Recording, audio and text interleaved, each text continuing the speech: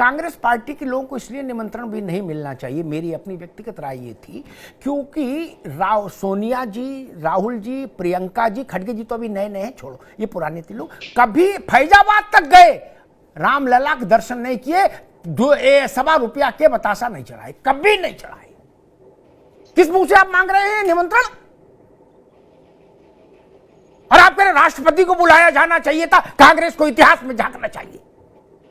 आपके पूर्व थे पंडित जी, नेहरू, जवाहरलाल नेहरू, मुफ्ती साहब को याद होगा, रावत साहब को याद होगा। जब भारत का राष्ट्रपति सोमनाथ गया था तो पंडित जी ने लक्ष्मण रेखा खींची थी कि नहीं खींची थी?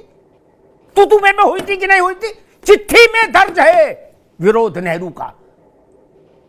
लेकिन वो तो धन्य है राजेंद्र बाबू जिन्होंने कहा हम इस बात को नहीं मानते। जवाहरलाल जी तो बांस पर उछल रहे थे कि नहीं जाना चाहिए राष्ट्रपति को, ये पूजा पाठ में नहीं पढ़ना चाहिए। अच्छा जी, आज कांग्रेस कह रही है कि राष्ट्रपति को बुलाओ।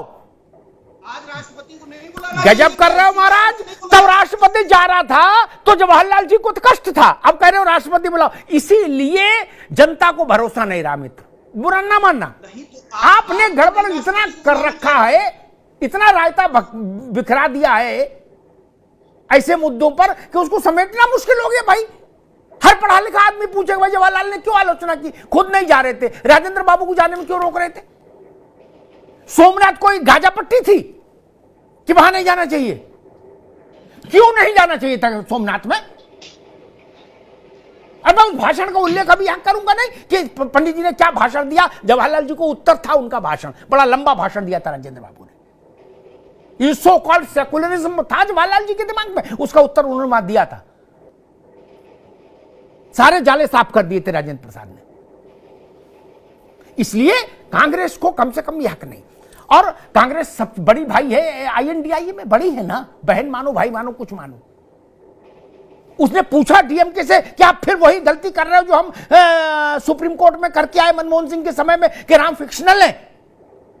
राम फिक्शनल भी है, राम पैदा नहीं हुए। अब बोले न्योता दो हमको। आप क्या करोगे न्योते में? जब राम पैदा ही नहीं हुए तो आप जाके क्या करोगे न्योते में? आप टीवी भी बंद करके बैठो उस दिन, क्यों देख के क्या करोगे? वो तो हमारे जैसे लोगों के लिए ठीक है जो कहते भय प्रकट कृपाला दीन दयाला कौशल्या हितकारी।